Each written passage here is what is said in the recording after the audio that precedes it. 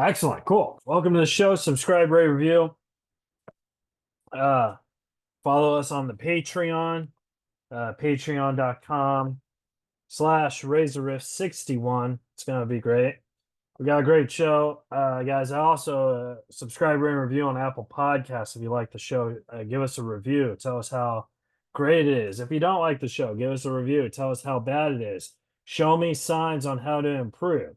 Like if you want to do a 1 star, I'll take a 1 star, but at least give me advice on how to improve it. If it's a 5 star and you think I'm doing a great job, just 5 star. Uh, so yeah, we really help the show. We're trying to get our numbers, and we're really trying to rock and roll. We got a great show today. You've seen him on Comedy Central. You've seen him on Whose Line Is It Anyway? He's the host of the podcast, The Smartest Man in the World.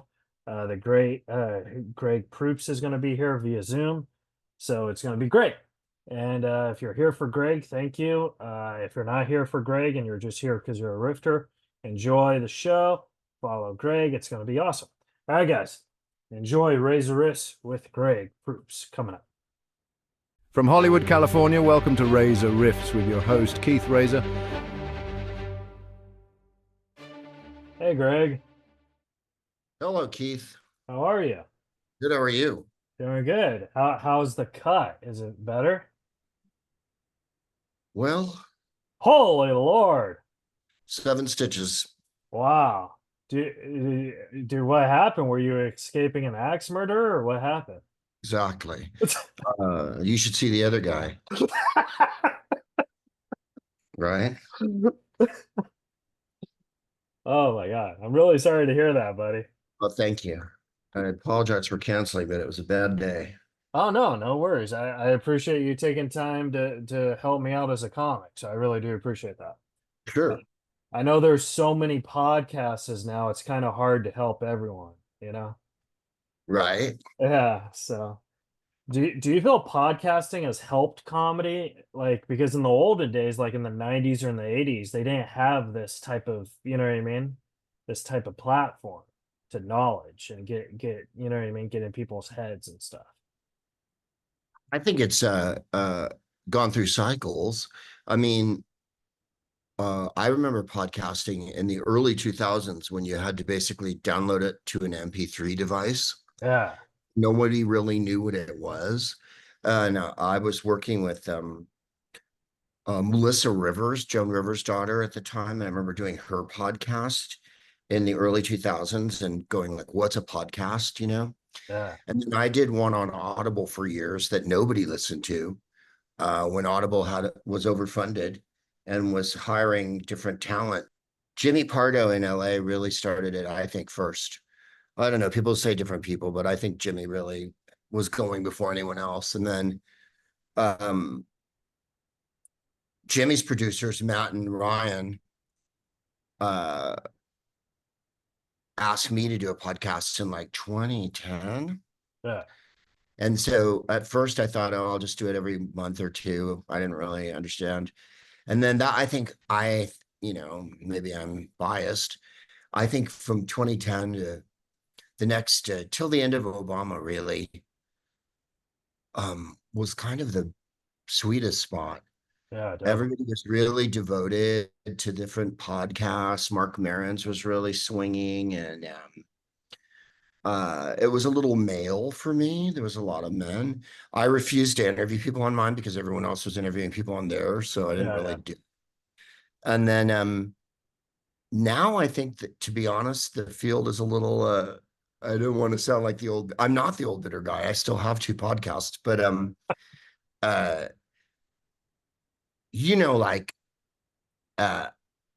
I think I saw Julia Louis-Dreyfus is doing one, although I love the topic of hers because it's all older women. Yeah. And someone the other day said they were, quitting something to do a podcast. And then, of course, during the plague, when we were all locked up, every movie star and big star started doing podcasts, which I thought was like sort of poaching on what we had already established. Like exactly. podcast, sort of egalitarian radio. Finally, we as comedians could take back the night and, as one manager said, take back the means of production. Yeah. As Marin said years ago, at Montreal, probably 2011 or 2012, I don't need you anymore. Yeah. Comedy industry, I don't need you because I do my own thing. And then, oh wait, now stars are bored and they're not at work, and oh my God, they have to do a podcast now. And I just find it kind of disingenuous. I don't think everybody has something to say. Yeah, definitely. If I may be undemocratic about art, or craft rather. And so, yeah, does it help us? Yes. Did it help me? Astonishingly, yes. I had at one point an enormous following for a comedian on a podcast, and it hasn't hurt me at all. And doing other people's podcasts has helped a lot as well. Yeah. Um, do I think it's the end all and be all? No. I think it's another tool. Um, the democracy of it is the thing that appeals to me the most, is No, that anyone can do it. Anyone can set one up. Anyone can put one out. You don't need a bunch of, if you'll pardon the expression, assholes telling you whether it's a good idea or not. right. On the other hand, there's a bunch of people that really should be told that it's not that great an idea. I agree. And also, you've seen the proliferation of incel, right-wing, anti-vax, anti-science, sexist, homophobic, transphobic bullshit yeah, that podcasts also are, which is a condition of the world. Like as soon as you make something cool, a bunch of jerks are going to come in and make sure that it's this awful thing that nobody, I couldn't get anyone to come see me do stand-up for 100 years because everybody thought all stand-ups just made fun of how fat their girlfriend was. right. Yeah. So, and they were right. And then now stand-up's not so much like that, but now it's gone back because there's so many stand-ups that are jerks. I think it's getting a kind of a bad with casual fans, you know what I mean? Yeah. Yeah. You and Definitely. I are fans, we know, like we know about comedy, but like Yeah. your aunt doesn't, or your uncle, they're just going to work every day and then they want to relax and they don't care. Yeah. My family doesn't think I'm funny, so I get that. Like, Well, don't make me join them today, Keith. but no, I started podcasting in 2013 when Norm did it because I was writing for Norm's podcast and he kind of Uh-huh. convinced me to do my own podcast and I did. And I just enjoy talking to people and it helps with my Asperger's, but like I don't know if I'm selling tickets with it. You know what I mean? I don't really like use it for that though. Does that make sense? Yeah, it does. And I think that's a beautiful thing. I've talked to many people, some with Asperger's, some with other conditions. I've done podcasts about sobriety, feminism, history, sports, this, that. And I think that's the best part is it can really be specialist. It Yeah. doesn't have to be, as my manager used to say, how do we monetize this? And I actually had the temerity to say to a Hollywood manager, I'm not doing everything for money, which of course Yeah. they don't want to hear. You might as well just tell them Don't you want to don't. say that. Yeah, yeah, yeah. You might as well just say, I want to labor in obscurity and I want you to die in poverty in a basement in New Jersey. Because that's how they hear it. The No, words, definitely. I don't want to do everything for money, mean nothing to anyone in show business. So I wanted to ask you because I know you started as a stand-up and then you also do improv and stuff. And I wanted to ask you how did your mind like transition to that? Because it's two different forms of comedy. Well, I was a teenager in the Bay Area in the 70s, and Robin was just starting to break, Yeah. and we were going to the city to see comics like Elaine Boozler and George Wallace, who were already working comics then. Yeah. And uh I was doing stand-up at my junior college in San Mateo with my partner Forrest, and the this we did a lunchtime gig and this band played at this gig and we thought they were so old. I think they were probably 27, 28 years old. We Which were is like, old for your age. What you right, were. we were like 18, 19, so we thought, oh God, they're so old. And they said, we're playing at this bar in Palo Alto called the Winery or something. Do you want to come down and do sets? Yeah. Like, there was no money or anything, like, just, do you want to come down, do 15 minutes in our breaks? We have to take 2 or 3 breaks and we want to annoy the audience. So we did. And I was a teenager and they let us drink and smoke and take drugs and hang out in the car park. And, this is the 70s. And it was Right. like, it turned my head, man. I was like, oh, you can be treated like an adult just because you tell jokes, you Yeah. know? So I really did that for a while. And then we moved to San Francisco. I took it up there. Then I was at the dorms where I lived in San Francisco State, and they had an improv group, and I went to see it. And they had a volunteer spot. So I went the next week and I sat in front and I jumped up and I volunteered because as I so boringly have said on other podcasts, I had the same thought that Edward Keenholz, the modern artist, had when his parents took him to see Rembrandt. Uh, he said, I can do that. Yeah. And I thought, well, I can do that. And so that's how I learned to do improv. So I did improv and stand up from about 18, 19 on.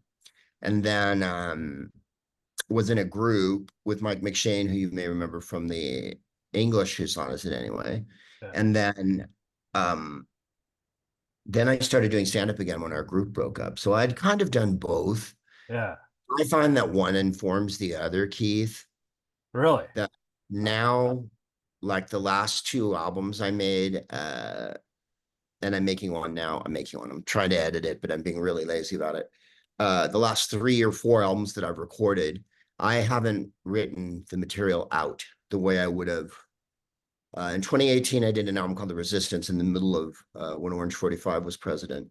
And I really, really wanted to be specific about the things I was talking about, like Me Too and Hillary and how awful 45 was. Yeah. So I wrote that album, and parts of it I even read on stage, which I'd seen George Carlin do. So I gave myself permission. Also, it wasn't a video, it was an audio. Right.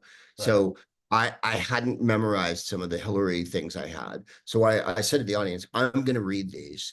And then, this will be on an album. And it's on the album. Oh Uh, my God.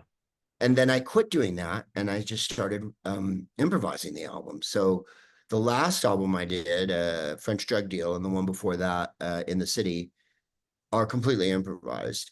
Now, the In the City one was off the back of 2 years in isolation, Yeah. or 18 months of not working. So I had done a bunch of Zoom shows. So I sort of took a bunch of jokes that I had riffed on Zoom shows and sort of lumped them together and then expanded them. And then Right. the one after that, the one I did last year, or rather the year before, was sort of travel stories and stuff, stories I'd never somehow told on an album. And uh, I talk about Hawaii and Australia and meeting King Charles when he was Prince Charles and all that. I did a show. Whoa. Yeah. And that's that album. And then when I recorded just last New Year's that I haven't put out yet, which I'm threatening to call German cinematographer, but my wife won't let me. Because I look like a German cinematographer. Yeah. That's Yeah. the jokes. I said, I wish I looked like an Italian movie star, but the truth is I look like a German cinematographer. Uh, I improvised completely off the top of my head. And when I say off the top of my head, Keith, I mean, I went into the punchline last New Year's week with nothing. Yeah. Not like the ones I described to you before. I had an idea. The one was all the stuff from 2 years of sitting at home. That was all the ideas from those 2 years. And then the one after that was all these travel stories and places I'd been.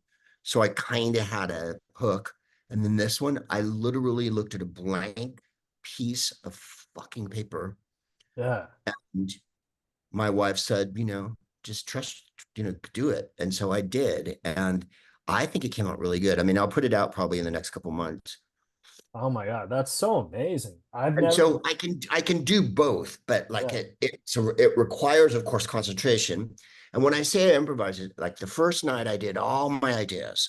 Then the second show, I thought of all those ideas and reconfigured them. And then, by the fifth show, you're writing on your feet, like, where do I put this? Where does this work? Can I Yeah. cut this out? So I'm editing as I go, but I'm not sitting down like I would have, like I have an album called In the Ballpark that was absolutely written and performed on stage a million times before I did the album. You know Yeah. what I mean? That's how you generally do it. Most people, I think, most comedians They write write it the down jokes, and go to have like, clubs, yeah. go to the club, work it out a million times, and or it's part of your routine and you've just never put it on an album. That's the other thing. S- I certainly have albums where there was bits I did for a million years and I finally just put it on an album. Yeah. So And what, then I think of routines that I haven't that I never put on an album that I used to do a million that were long, and those are just in the ether. I don't know what to do with those. oh, I wanted to ask you, so when you did that, like after you did the set and you got off stage, did you think, "Oh my God, that's the coolest thing I've ever done"? Like how did your mind work like that? Well, I'm always just trying to be funny and get the crowd on my team. And when they're not, of course, I let them know how uncool they are. Yeah. Uh, it's just a matter of like, I'm old for one thing, and I've done a million shows. Yeah, yeah. And so I have to trust that my friend Will Durst is a stand-up comedian, and he had a stroke several years ago, and he's just now coming back and starting to do radio shows and things like that. And his wife Debbie Durst, is an improviser. She's Mhm. never really done stand-up, but she's one of my best friends. Yeah. And Will came to see me 3 or 4 years ago when I was making a record, and he said, um, "You have the ability to tell a story funny." What was the old expression? Make anything funny. Like Right. if I told you how I went, from one end of the room to the other, you have to have the ability to make that an outlandish, hilarious thing. Yeah. And that's sort of what I'm relying on. Is I'm not great at it all the time, and I disappoint myself a lot. Like Humphrey Bogart. What did he say once? They said, why do you hate yourself so much? And he goes, because I know what people are going to get. Yeah. Um, uh, I I probably rely on it too much, but on the same note, when I'm making an album like that, I'm really trying hard. I'm not casually doing it, and I won't stoop to any level. You know what I mean? I don't just Oh start yeah. swearing or doing anything dirty to fill out the album or anything like that. So, I mean, I wish I was better at it all the time. Was it Chuck Close, the artist, who said, you have to show up and do it. You can't wait for inspiration all the time. Yeah. Sometimes work is work, and work means, what's the Japanese ethos? You do something for 25 minutes and then you take a break, and then you do something so with the stand up, it's you get on stage for an hour and you bang bang bang bang bang bang bang, and then in between, before the next hour, you have a minute to let it, as the Yeah. kids say, marinate. That's awesome, man. Because I saw an actor like who did stand who was jumping into stand up and he tried to wing it like that. And it was the worst type of comedy I've ever seen. Yeah, So, it can be dismal, and I wouldn't suggest it for everybody. My advice, if you're starting, is write a bunch of jokes. yeah, Jokes are really strong. Jokes are good. They're the backbone of everything. There is no substitute. I can write jokes off the top of my head and I can make them into routines, but that doesn't mean everyone can or everyone should. Also, I'm confident in doing it. yeah. I think that's If a big you're key in comedy. Yeah, yeah. Confidence is about 90% of it. And then the other part is have a point of view. And excuse me, like you were saying about this actor that you watched, Yeah, part of, I'm guessing, why they were so awful was that it didn't make any sense what they were talking about. for And sure. that absolutely means you have no point of view. Yeah, So in order to be funny, I would say look at someone like Mark Mellon or Margaret Cho or oh, I you love know show. Taylor Tomlinson, someone, they have an idea. They Yeah, know where they're coming from. They know who they are. Wanda Sykes. They know who they are. They know what they're going to say. They know why they're framing it the way they're framing it. They're not just out there blathering out their fucking ass, because that's just self-indulgent. You really do have to know who you are, I think, to capture people's imagination. yeah, definitely. And also, you know, if you knew what actor it was, you would be like, oh yeah, his movies were terrible too. So like, you Well, overconfidence is a real issue. There's a lot of actors and comedians, in my opinion, and musicians and artists who are yeah, no, a I get little more overconfident about the old craft than they could be. Uh, you know, I don't subscribe to Malcolm Gladwell, but I think there's something to be said about serving an apprenticeship. And I think stand up in particular is a craft that requires an apprenticeship. oh And definitely, yeah, that means working for free or for no money in front of nobody at your friend shows for years and years. yeah. It's And then also eating yeah. it in front of crowds, just eating I it was over just gonna and over. say that. Yeah. No, You can't be afraid to bomb because there's a no, great chance you will no. bomb. Doug Stanhope said to me years ago, I never fix anything in my act until it doesn't work. Yeah. Because mistakes, what does Leonard Cohen say? Forget your perfect world. Cracks are where the light shines through. Yeah. So when I'm making an album off the top of my head, I and I did it I still do it in the podcast. If I make a mistake, I incorporate the mistake. I don't ignore the mistake or try to gloss over it. The worst thing in the world is to see a comic go, blah, blah, blah, and then, oh, wait, I didn't, that didn't happen. Like years ago, I was taping in Nova Scotia, a really fun festival in Halifax. And I had this one specific joke I really wanted to get right. It was like a gun, what was it? I can't remember the whole joke, but it was something like an unborn fetus is a human being, but a small child from another country is a terrorist or something like that. Whatever. Yeah. Anyway, it's not very funny now, but the way At I the had it time, worded, yeah.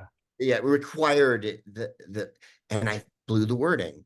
And we were in a high school. We were in a high school because it's Halifax. They don't have a venue. Right.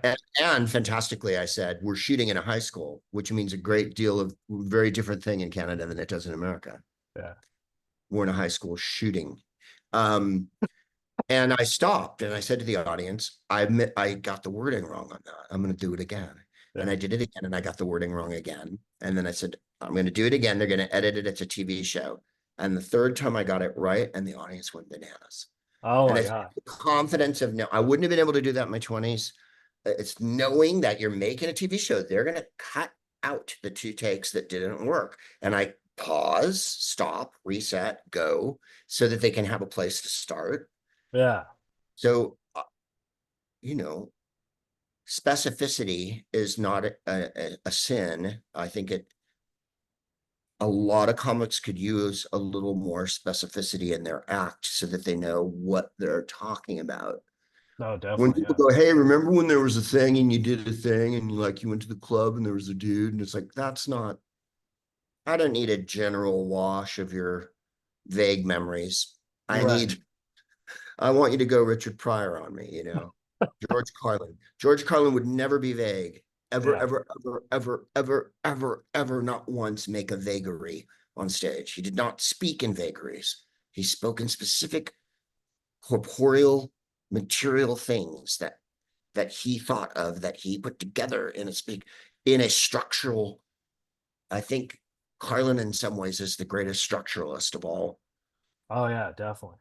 Then And there's like, someone like Maria Bamford, who's a miniaturist, who oh, does she's these great. Oh my God. crazy characters that are so small and so beautifully drawn and so fully fleshed out psychologically. Like there's a million ways to do this. It's just doing the, hey, when you go to the party and there's fucking party people, like there's nothing there for me. There's No, nothing. yeah. I No, it want to is. hear from you. I want to hear why you care. Because if you don't care, Why should the audience?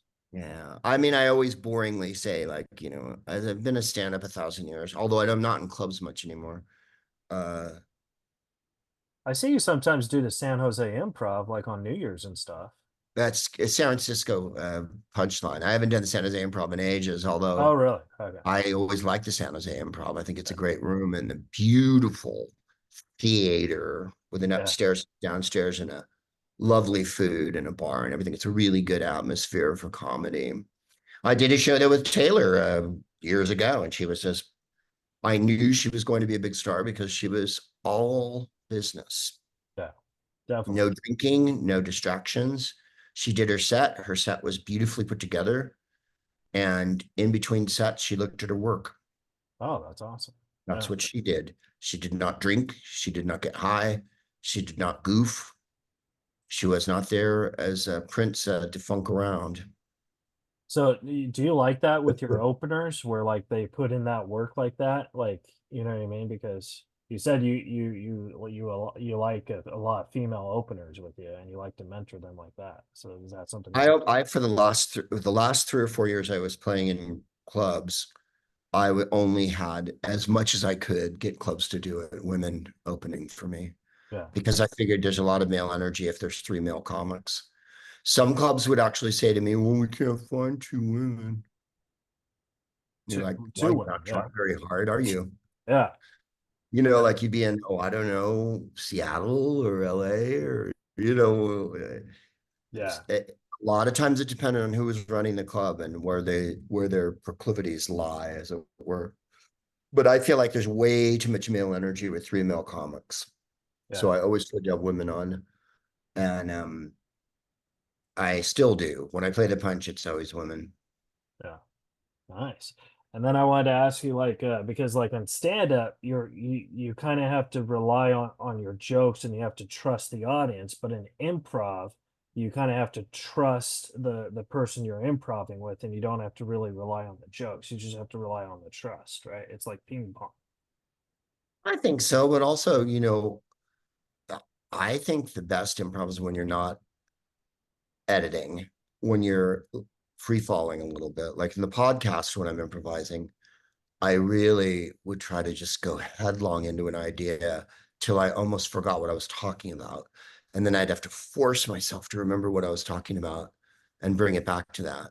With improv with a group, there has to be a certain amount of craft because you can't just bowl over the other people you're playing with. You have to really listen to them Yeah. because they might say something that takes the scene somewhere, or that you need to know. All you have is information. Keith Johnstone, the improv guru, who I don't necessarily subscribe to, but I think he had a lot of great ideas. And he wrote a book called Improv years ago. I think he was Canadian. Certainly English and Canadian people always worshipped him. Yeah. Um, Said you're walking backwards down a road. That's what improv is. Wow. Stand up for me, because I'm going to mix a lot of metaphors here. Yeah. Stand up is a laser beam I control. I can do what I want with it, and I can be very specific, and I can carve my name on the moon. Improv, you're on a boat going down a river, and all you see is what you passed. You don't know what's over here, so you have to give over to that. Why do improvisers hate comedians? Why do comedians hate improvisers? That's just human nature, I think, as Michael Jackson said. And like, but the beauty of that is you're both. You know what I mean? So like, I can do both. All the guys in my group aren't stand-ups. Ryan was a stand-up in you the old used to be, days. yeah. In the old days. Excuse me. Joel, I don't think ever did it, but he can host. And Jeff did it 3 times, and I have to hear about it till the end of goddamn time. I'm not really interested if you did stand-up 3 times. I don't give a shit. If you're going to do it, you're going to do it. A very wise man told me years ago, named Warren Spotswood, who's not with us any longer. We were upstairs at the Holy City Zoo. This is in the 80s in San Francisco, which was a kind of a mecca. And someone was bitching about they were burned out. And he said, quit. Take a year off if you need to, but don't ever tell everyone you're quitting. Don't tell people I'm quitting stand up, because you don't quit stand up. Yes. You don't get to quit. Either if you're going to not do it, fine. There's a lot of comics who get on TV, they get on a TV show or a sketch show or whatever, and they don't do it. They were stand-ups. Yeah. Or for instance, there's Steve Martin, who was a stand-up, and then now I don't think he ever does stand-up. If he does perform, he plays his banjo or he talks, whatever, blah. Seinfeld, on the other hand, did 8 years, 9 years on a TV show, then went back to doing stand. You know what I mean? Like, so Yeah. don't say like I burn out like everyone else. You know, where you just sit at home and cry, and you're like, okay, this didn't work out. But you can't tell everyone I quit. You just lay low and then come back, and I think is the way to recharge. Do you think that sometimes, like, because there's a lot of comics that are like that, where they do stand up for 2 or 3 years and they stop because they think, oh, I wasn't successful or I didn't get famous. But I've been doing stand up for, this is my 21st year. I started when I was 15, you know what I mean? So Wow, that's yeah, impressive, man. and I'm not famous or anything. Like, the only highlight is I toured with Norm Macdonald for 9 years. And that was Mhm. like all I need because he was my hero. You know what I mean? So like I feel that that's the success, is like it doesn't necessarily mean if you're famous. If you just keep the course, you're still climbing the mountain. You know what I mean? Absolutely. I mean, I think part of it is, Keith, you're honest with yourself. And a lot of people aren't honest with themselves. A lot of people get into stand up because they think they're going to be a TV star, Yeah. or they're going to be a movie star, or that, and this is a very difficult pill for some people. They think that stardom or fame means something and is going to change their personality, whereas it's the actual opposite. Your personality is already built before whatever happens to you happens to you. Yeah. And that your a reaction to what happens to you is sometimes out of your control. So if you got to play with Norm and Norm was your idol, I was thinking about it the other day. Like I, I worked with Joan Rivers and I had a chance to work more with her and I didn't, but it was a play and I didn't want to do it. Yeah. Um, and I worked with Robin off and on over the years, just casually, not in any formal sense. But I'm the fact that I got to even work with them and knew them is almost enough for me in this Yeah. life. Like they're geniuses and they're beloved of the public, and whatever faults they had as humans, I don't give a shit. Right. I'm not there for that part. I was in their comedy world, and they, like Norm respected you, they gave me the kind of um uh you know what's the word, affirmation, or Blessing. Yeah. yeah, that it moved me, it moves me, that, and I think that my friend Matt Weinhold used to always say to me, show business is a test and you'll find out what you need and what you're made of out of it. Yeah. Uh, so like if you're not famous enough and that's all you bitch about, then maybe it's not so. And then there's the other end of it where I always say, like, if you're going to complain about everything's too woke and that you can't be Right. horrible to people, maybe you shouldn't be a stand-up. Maybe you should be a policeman or a Republican senator or something that really suits you. Or a stand-up policeman, Republican side. Right? Or a stand-up for. I'm sure there are some. Like how like they have like the comedy night at their state. I don't know. Right? Um, One thing that's very funny to me is that conservatives think they have a sense of humor because oh it's no. really poor. It's Yeah. really poor. The object of stand-up, or the object of comedy, is to. I think Jonathan Swift and Gary Trudeau might back me up on this. Lily Tomlin and Jane Wagner might back me up. Um, you're supposed to attack the status quo. You're supposed to be Well, a, yeah. I mean, yeah. you're supposed to be a gadfly, a jester. A jester makes fun of the king. Right. You don't go, man, the dominant paradigm's so great. I wish rich white men ran everything. Why can't rich white men say horrible things about everyone who's not a rich white man? Why did you take that away from me? No, definitely. And all, It's like, and I'm sure you know this, it goes back to the olden days where, like, in medieval times area where they hired a joker, you know what I mean? The joker would always make fun of the king too. mhm, You know what I mhm. mean? So like I feel like that, Yes. yeah. So Greg, I think that's the whole point of it, is that you're supposed to be a jester. Yeah. So I had three more questions. I want to respect your time though. Are we good on time? Yeah. Oh, okay.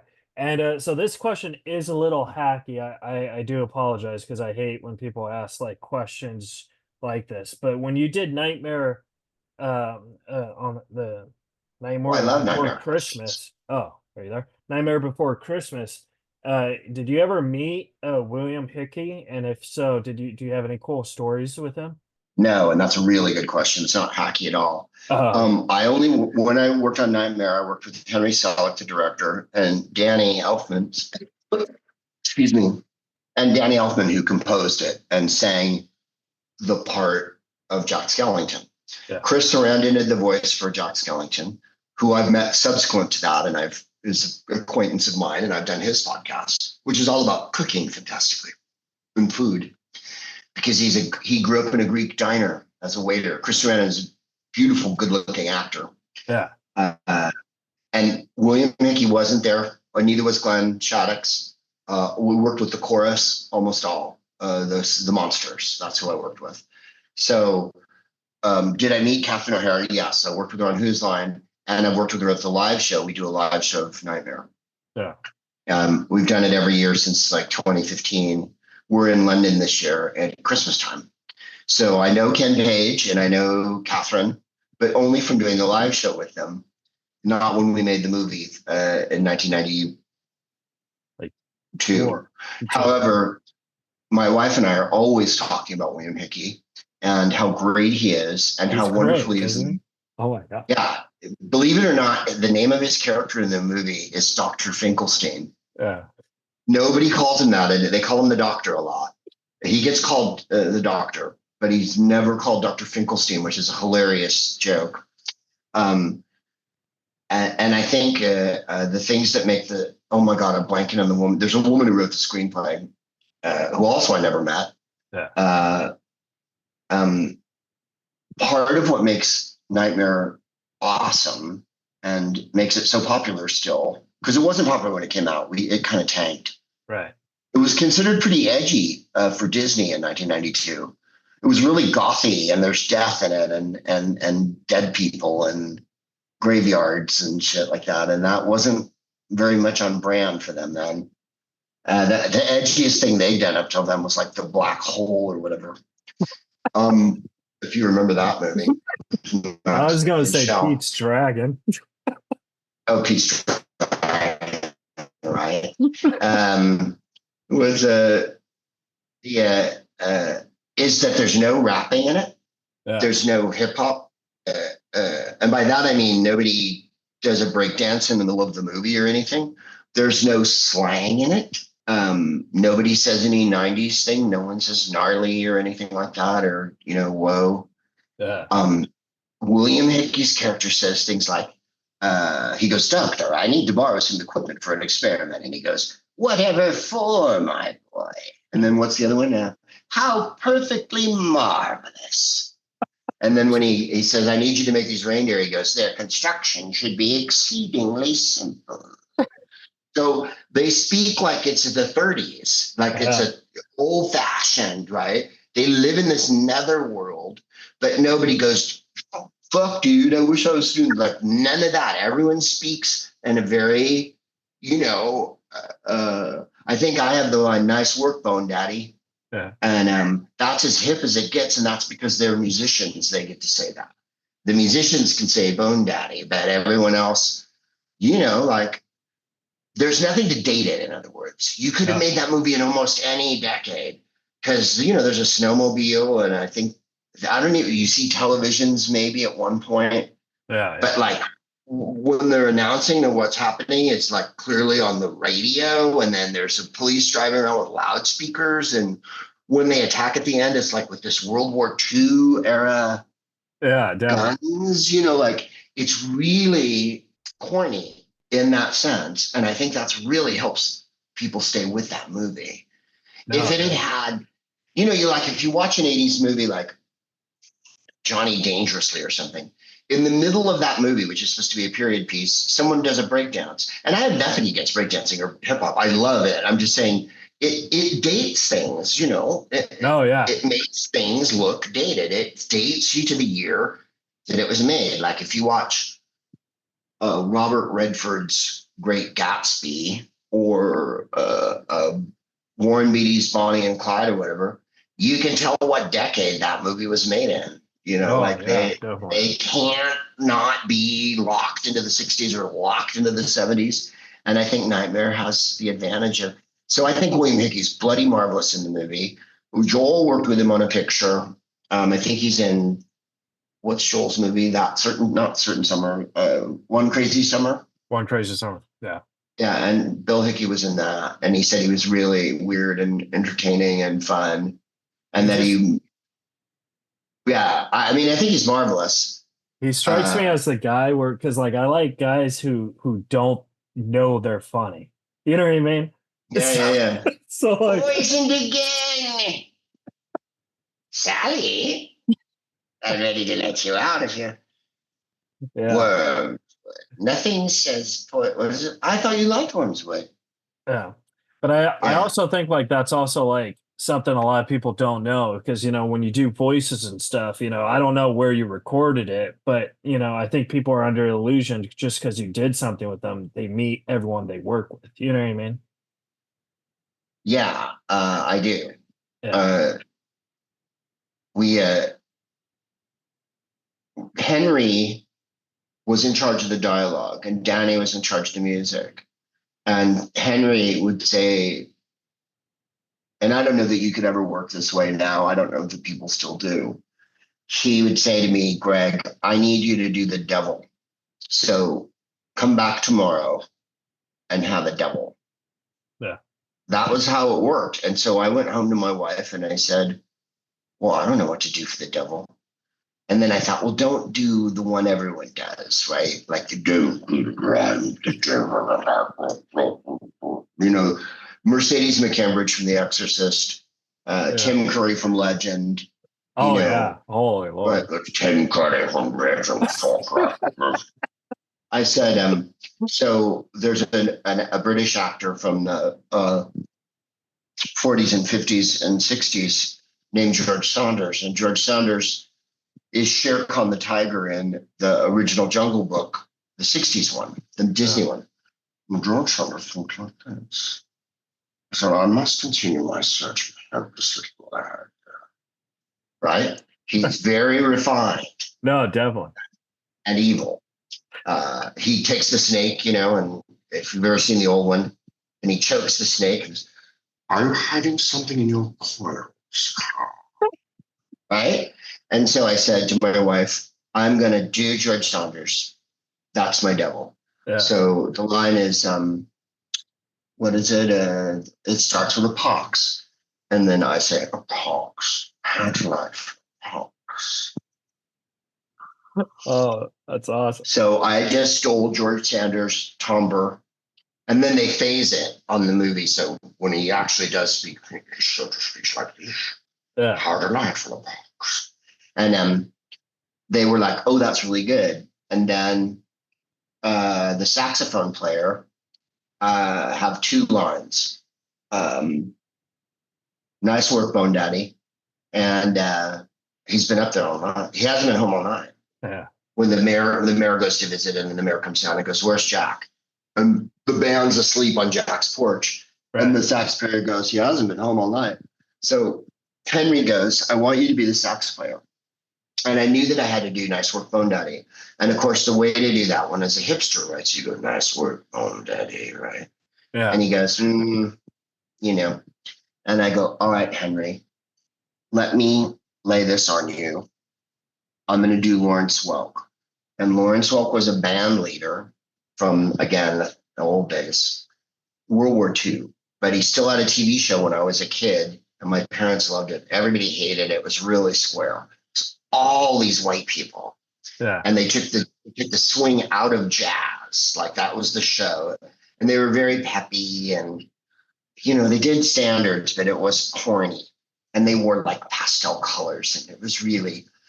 But Lawrence Welk was from North Dakota. And Lawrence Welk had a pretend Scandinavian accent. You talk like this. Wonderful, wonderful. Now, the beautiful music of Norma Zimmer, the Champagne Lady, right? So he had this hilarious pretend Norwegian because he's from South Dakota Yeah. or whatever. So I said to Henry, let me do Lawrence Walk, right? And he goes, well, do it for me. And I go, all right. So he throws the coin in the bucket and I go, nice work, Bone Daddy. And he goes, oh my God, right? He was in hysterics and he goes, I can't. I go, come on. And he goes, no, I can't let you do it. So the movie, we recorded it, time goes on. I didn't watch it for 1,000 years. Started doing it again in 2015 with Danny. So now I've seen the movie a million times, but I never saw it between 1992 and 2015. Never once, maybe once.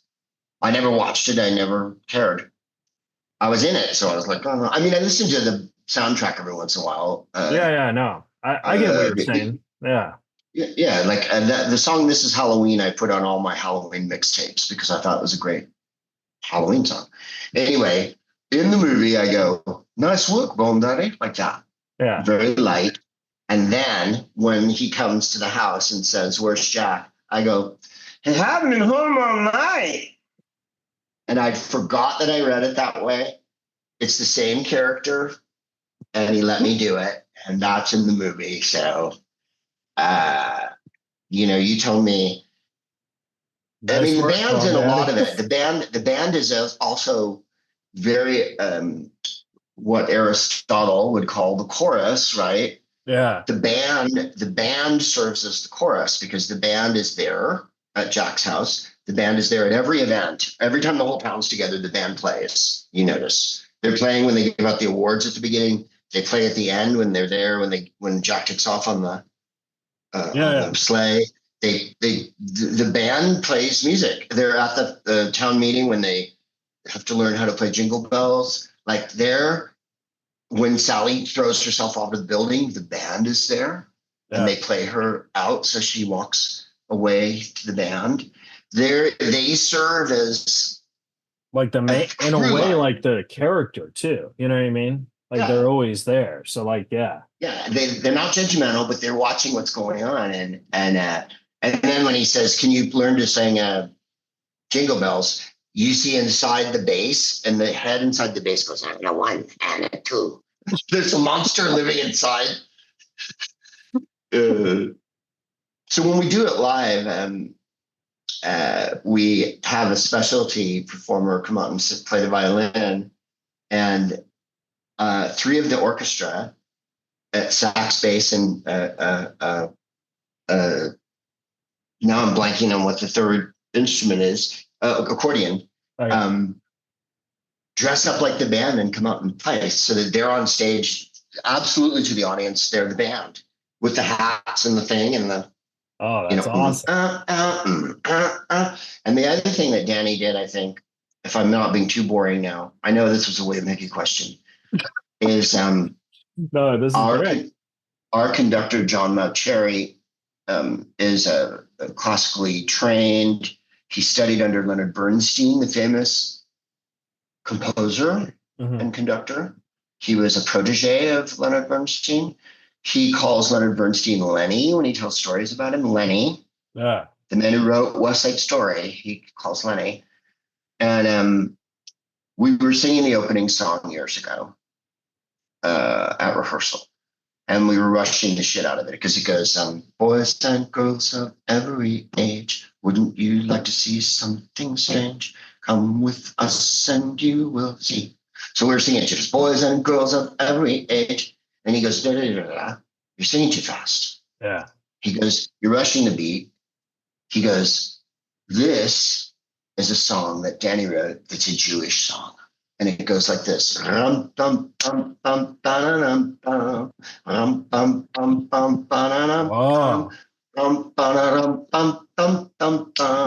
that if you listen to it now, you won't be able to not hear it. So it goes, boys and girls of every age, wouldn't you like to see something strange? And it never speeds up. It feels like it speeds up because there's so much going on and But the it's the screaming same and the singing and the tone. monsters. Yeah. Yeah. And so I started to listen more because John Martre is a genius, to everything Danny wrote in the show. So I've listened to the show a million times. And when we're at rehearsal, we sit right in front. So right behind me, right there where Greg is the second violins. Yeah. The first violin's over here. And John is where you are in front of me. John's literally looming over me. Like I am in the first position in the orchestra. I am the first person there, right below the conductor. So I am in a position to hear everything. So when we rehearse, all the other guys are on their phones, they're jaded. I turn and I listen to the orchestra the whole time, because when are you going to get to be in front of a symphony orchestra for free and listen to them work their magic? And then John will tweak this. I need more Celeste here.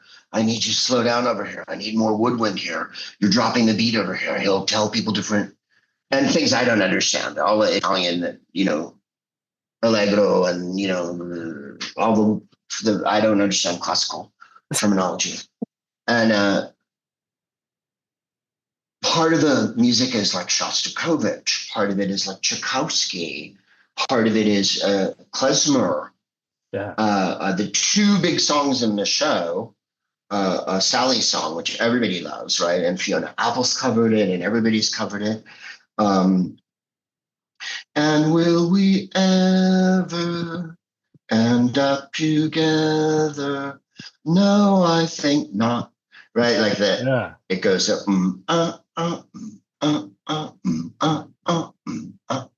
It's a really slow waltz. Wow. And Ken Page's Boogie Boogie song is absolutely a Cab Calloway number from the 30s, because he goes, well, what have we here? And it swings, right? Right. Whoa, I'm the Oogie Boogie Man, like that. So that song is, and Danny said he absolutely stole Cab Calloway. When you see those old Cab Calloway cartoons from the 30s that the Fleischer's brothers did, where they animate Cab Calloway and he dances around and stuff, and he turns into monsters and everything, that's what he's doing. So Oogie Boogie, believe it or not, there was a dance sequence that the studio made them cut out. There's another 2 minutes of Oogie Boogie that's not in the movie, where he dances around. Well, I've never seen it. I've never seen it. That's in Disney's vault. But it really. So when we do the show live, Ken comes out and he murders it, and everybody loves Ken. And I get to do Santa Claus, which is great. So I get to go, release me now, you must face the dire consequence, and all that. And then at the end of the show, Danny comes out and we do Oogie Boogie again, but we do a long version with Danny, and we swing it more. Oh, nice. And so, like, what's this? That song that's when he finds Christmas Town. Dun dun dun dun dun dun dun dun dun dun dun dun dun dun dun. It's absolutely fucking Tchaikovsky. Oh, I listen more to all the music and what the music's doing. There's bells. And when we sing This Is Halloween, the first two verses go by, and then there's the third verse, and then we have chimes. We have several percussionists, right? Right. Yeah. When we did it in Tokyo, we had like 5 timpanis. It was great. Like we have loads of percussion, right? There's 2 or 3 percussionists. Right. So they play. Not only do they play timpani, but there's gongs and chimes and blocks and bells and cowbells, and so. On the This Is Halloween, there's an enormous clang that you can hear kind of on the album, but when you see it live, it goes bong dun bong dun dun. Oh, like yeah. So I can really I hear that part. I hear the little stray saxophone parts, and because it's classical Broadway music, there's room for variation within the theme, but there's not room for improvisation Right. because you can't leave the score. The score is an enormous Bible like this, two enormous Bibles that John goes like this. Like that's how he conducts, so it's written, right? Everything's written. There's a little Celesta. That makes the sort of starfish like ding, ding, ding, ding, ding, ding. And that's only in a couple parts of the show. Two harpists. We have two harpists on stage. So you have to really listen to hear them, but you can hear harps playing in the show. So that's the part that I really enjoy is like being absorbed in this enormous whirlwind of music. Because once the band cranks up, man, it is fucking loud and it's going like a freight train. Like you can't stop it. If you miss a cue, it's over. So we wear earpieces and in the piece is a click track. So the first song starts before we come on and we have to walk on all the way across the stage. It goes,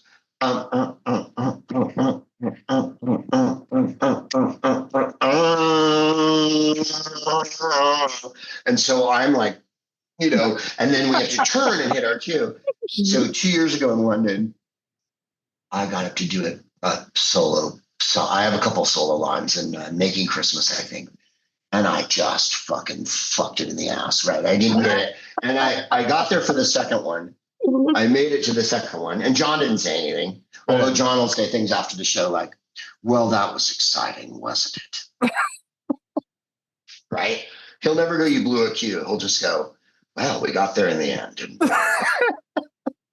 And so I messed up my cue. And, there's 15,000 people there. It's a giant, we're in Wembley Arena, There's 15,000 people screaming. Everybody's wearing costumes.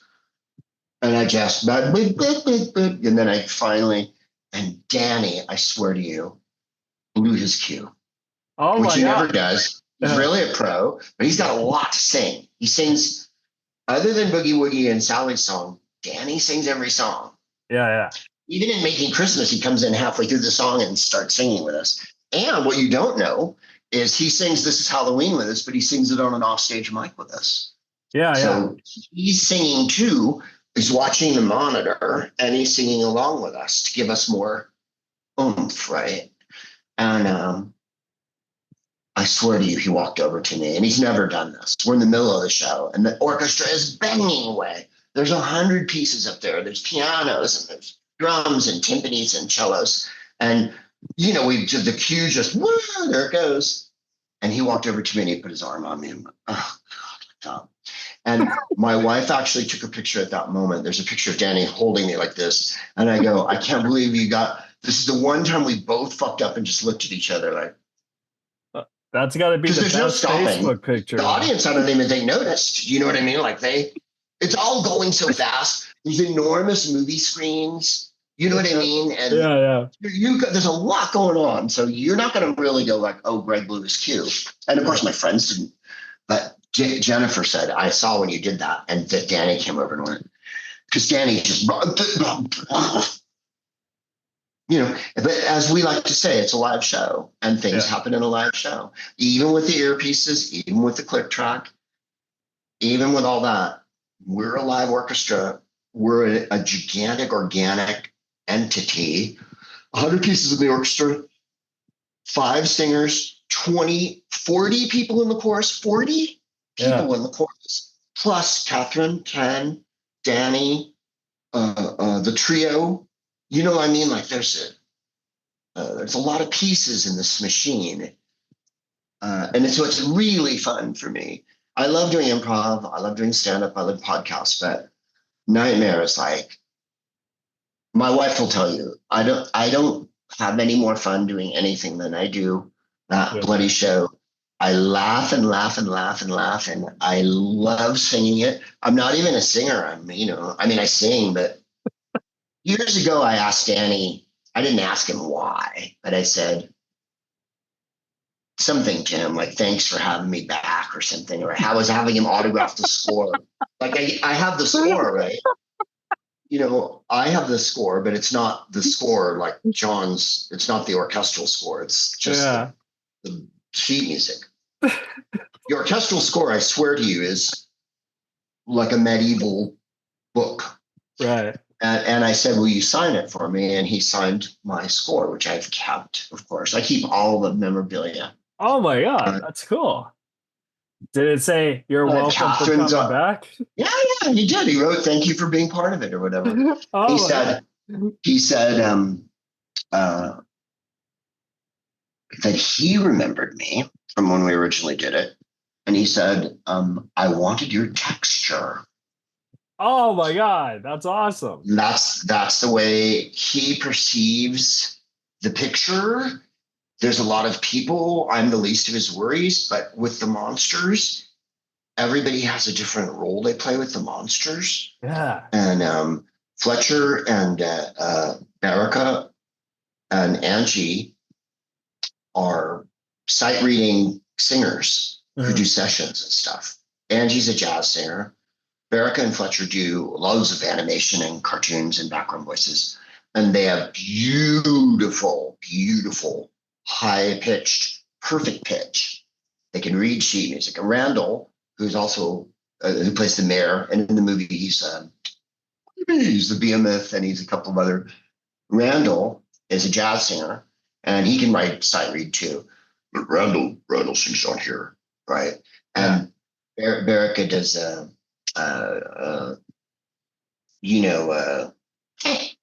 it's a common go.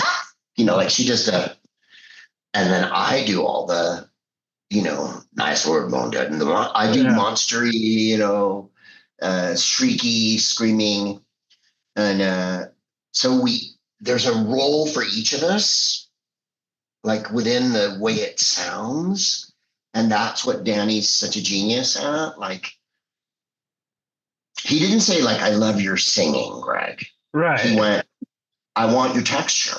The way you sound is a sound that I want. Just have that sound in it. Because I have to say, this is Halloween, whatever, red and black. Well, you also have to keep in mind too, in this universe, it's probably the only band. You know what I mean? So like, so it doesn't really matter. So you've really let me go off. I warn people when they ask me about Nightmare because I love Nightmare. And it's just, I could talk about it for weeks and weeks because it's so much fun to do. And like I said, we did the Hollywood Bowl last year, which was great. We did a couple nights there. And also great for me because I live really near. And, my wife comes and we have a little party after every night. And it's, we're like a big, I know this is going to sound cornball, but because we're on our, what are we on, ninth year now? Mm-hmm. We missed 1 year because of the plague. But we've done it in Brooklyn, Tokyo, Hollywood, Dublin, Glasgow, London. We're doing it again in London. We did it in London year before last. We did it in Hollywood last year. We're a family. Yeah. So Danny's managers, all their children, Danny's children who are grown, all of our wives and family, we're all part of this giant thing now. So we all travel together. We all eat together. It's way more cozy than most show business, which is the other part I love about it. Like in show business, you're auditioning all the time and they really don't care about your feelings and they don't love you. That's actually not about love. No, yeah. But with this show, we've reached a point where it's literally Danny's baby and the people who run the company that makes it, Disney, of course, thank God for Disney, but there's a group out of New York and all of those executives who work on the show love the show and they represent classical composers by and large. They don't represent like pop stars. They represent people who write classical music. So Danny has a foot into both worlds. He scores all these movies like whatever, Thor, or any Tim Burton movie, obviously he scores, but all the superhero stuff and all that. Yeah. Well, I did. You brought up a great point, and that was actually to transition to my last question for you because there is a lot of like rejection in show business and stuff. And I know, you know, you've been doing comedy forever and stuff. I wanted to know how do you change no's into yeses? Like how do you do that? Like what's the best advice to do that? That's a very good question. I wish I knew the answer to that. I think perseverance is almost everything. Just show up all the time and be there. Try not to be a bitter. Over my career, I've said so many things I wished I hadn't said. I've acted ways I wished I hadn't acted. There's no room for being huffy. And one thing you have to understand in the giant picture of show business is really no one cares about your feelings or how you feel. So if you're upset or you're angry or you're mad or you're sad, you might want to keep that to yourself. Share it with your friends, share it with your loved ones. And then when you get back in front of people, put on a brave face and fucking, having said that, stick to your work and don't let anyone tell you that your work's not right. Oh, I've been told I was too intellectual. I've been told I was too gay. I've been told I was too effeminate. I've been told I was too smart. I've been told my voice is horrible. I've been told nobody wants to work with me. All those things. So you have to kind of let a lot of that slide. And then the thing that I have found most difficult is I take things personally, and you mustn't. You mustn't. You have to be able to compartmentalize, and compartmentalizing is not something I'm very good at. Also, if you really want to succeed in show business, you have to suck up to a bunch of people that you might not particularly like. yeah. And so, keep you around Norm long enough. Norm was not known for sucking up to people who No. could help him. You might say that Norm made a career out of letting the people he worked for know exactly what he felt about them, Yes. which is not a formula for success. I mean, he was very successful and very good, but I'm just saying his running gun battle with the execs at NBC was not something that your agent would recommend to you. Oh, no, and not just that, but also like quick story, like we did Bray Improv once, right? This was like, I don't know, 11 years ago maybe. And he bombed so bad, like everyone sold out theater, everyone left and wanted a refund. The next day, like the general manager of the Improv comes in to checks on Norm, and Norm was like, "Hey, I'm sorry, you can leave now." Like, I was like, oh my God, like I've never seen because this is like a guy who could change my career, the improv guy. Mhm. And Norm just basically told him to F off and said to leave. It's like so Yeah. daring. Well, I mean, I always think of what Kevin Costner says in Bull Durham. There's two things. You don't care about yourself, that's your problem. You don't care Yeah. about the game, that's my problem. I never had a problem with comedians if they were base or stupid or awful or sexist. That's their problem. Right. If you're going to denigrate my stage while I'm on a show with you and say something really awful or stupid or be terrible or be disrespectful to the crowd, then that's my problem. Then I'm going to let you know. And then the other thing is you got to play the game with fear and arrogance. Yeah.